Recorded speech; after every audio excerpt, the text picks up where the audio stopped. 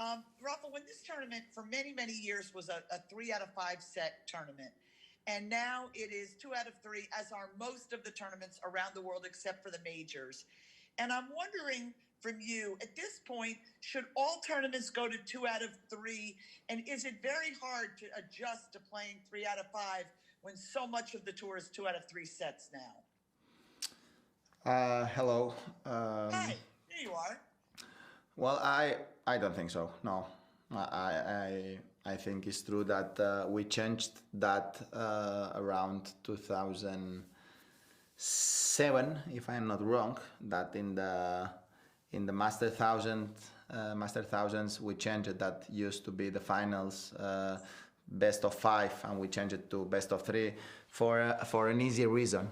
That's, for example, like happened to me in Rome twice in a row, that I played 5 hours 14 and 5 hours 10 minutes against Korea in 2005 and against Roger in 2006. I was not able to go to Hamburg the next week. No? So when we have back-to-back weeks with Masters 1000, I think makes sense to change.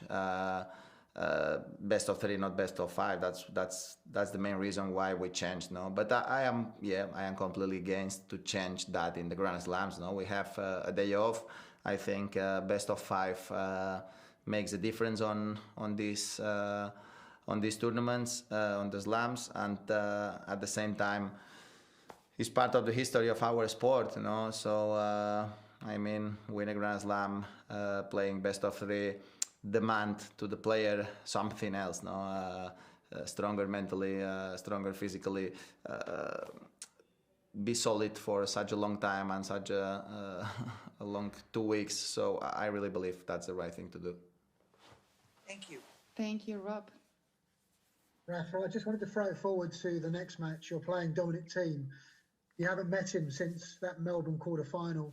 How do you assess the way he's matured since then? Obviously, he's won the US Open. What do you think of his performances? And does he have the edge, given that he won that last encounter? Well, he's a great player. He's improving every year. So he's a hard worker, great guy. So I'm super happy for him to watch him win his first Grand Slam. And he deserves. He's one of the guys on the tour that really deserves the success because he's a very hard worker. No? So for me, going to be a tough one, and hopefully for him too. I'm going to try to be ready for it. I know it's going to be a big challenge, but I really hope that the victory of today helped me for that match. And tomorrow I have a day off to practice, to keep working the way that I need it, and I hope to be ready for it. Thank you. Eleanor? Hi, Rafa. We've seen in previous years that winning in straight sets can be very, very important when the final calculations are made. So how pleased are you with that? And how pleased were you especially with your serve tonight? Well, yeah, thank you. Well, of course, it's a positive start, but, you know, I have to play against Dominic and then Stefanos. So one of the toughest opponents that you can face. No? So, I mean, it's important to start well, of course, for the confidence, because winning in straight sets helps. And of course, the serve tonight have been very important. I played solid with my serve. I didn't suffer much, and that helps to play more relaxed on the returns, and that's what I did. Happy the way that I approached the match. Always first match is difficult, and Andrei played an amazing season. He's a great guy too, so I wish him all the very best. Thank you, Craig Gabriel. Rafa, just on the point of rankings, you decided not to go to Sofia, so Novak ended up the year at #1. But there's still a mathematical chance that Domi could move to #2 depending on the results of the ATP Finals. Does do things like that concern you? Does it really matter that you finish at #2 or #3? Of course, I prefer to finish #2 than #3, but as you can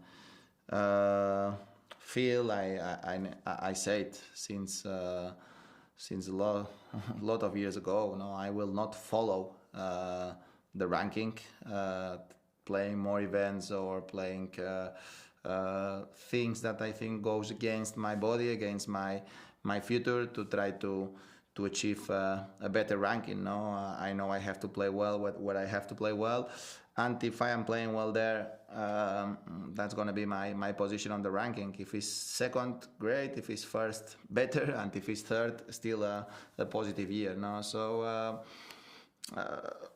that's my approach, and that's the way that I see my calendar today. And I have to be smart in terms of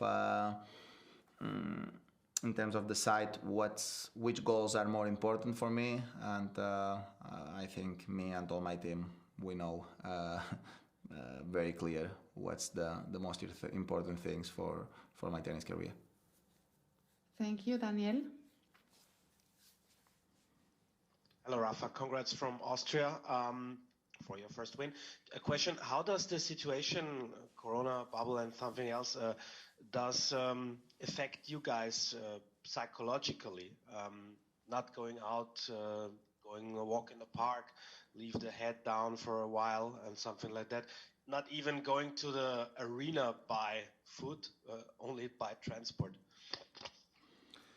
Well, I tell you one thing, the world is suffering a lot, so we are very lucky that we can play tennis. That's the real feeling that I have. So it's true that it's more boring and a little bit tougher mentally than normal, because you can't be with the family, you can't be going out for dinner and distract a little bit of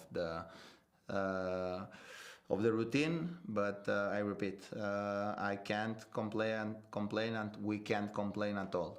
The only thing that we can say is thanks to life that we can keep doing our job, and thanks that we have a great organization and a great tour behind us. Grand Slams, ATP, Master Thousands, they are working hard, and a lot of them losing money to keep running the tour. So they are making big efforts, and from the player perspective, the only thing that we can say is thanks. Thank you. Last question in English for Ubaldo. Ciao Rafa, good evening, buonasera, congratulations. I'd like to know if you had the chance to talk for enough time with Djokovic about this PTPA or not, and if in a way you think that he's trying to help the players doing what he does and what he's suggesting. He seemed to be a bit disappointed that you and Roger didn't understand, in his opinion, what he was trying to bring up. No, I didn't speak to him about this. I practiced with him the other day, but no, didn't talk about this situation. They know my opinion, but I tell you one thing: not because they are creating this organization, they are trying to help more the rest of the players than us, that we believe in the structure. No, if we are in the situation that we are today, is because not me and Roger, but Novak included in and Andy and the top players went to the tour and asked for what the other players we really think they deserved. So if we compare the tour today through 5, 6, 7, 8 years ago, the improvement in terms of the incomings that the lower ranked players have are significantly higher, no, and that's not mean that we are not trying to keep helping and to keep promoting the idea that if more players are able to survive from our sport going to be bigger? Of course, yes, and of course we are talking diary about what we can do to try to make that happen. But we believe that we don't need to create another organization to make that happen. That's all. But the idea is not different. The approach is completely different.